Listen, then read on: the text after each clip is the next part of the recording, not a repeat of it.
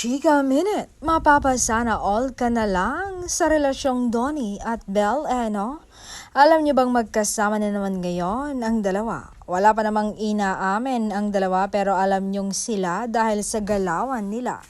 Ito yung legit na magjowa dahil kahit walang trabaho, nagkikita, tunay na nagmamahalan. Sabi nga ng pinakamatinik na marites, confirm nga sila nga.